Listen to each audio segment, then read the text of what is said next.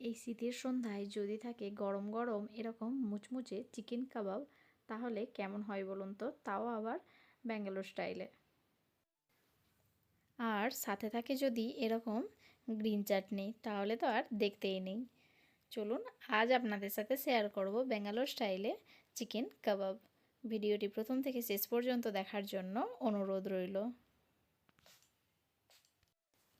যার জন্য আমি প্রথমেই নিয়েছি কিছু বোনলেস চিকেন, তার মধ্যে দিয়ে দিচ্ছি হলুদের গুঁড়ো, আর দিয়ে দিচ্ছি কাশ্মীরি লঙ্কার গুঁড়ো 1 চামচ, গোলমরিচের গুঁড়ো, আদা রসুনের পেস্ট 1 চামচ, আর দিয়ে দিচ্ছি স্বাদ মতো লবণ।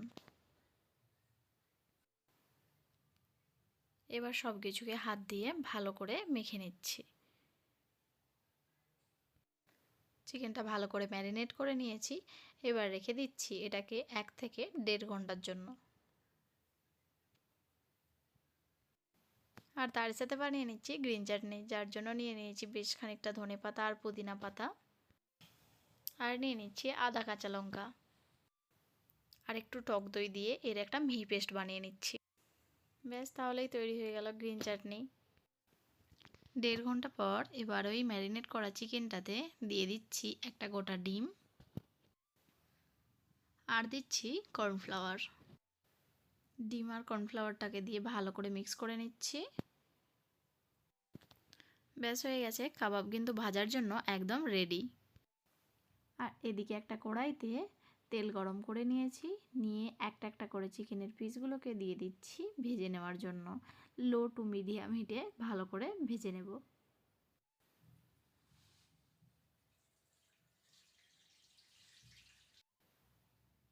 একটা সাইড হয়ে গেছে, এবার আরও একটা সাইড উল্টে পাল্টে ভালো করে ভেজে নিচ্ছি।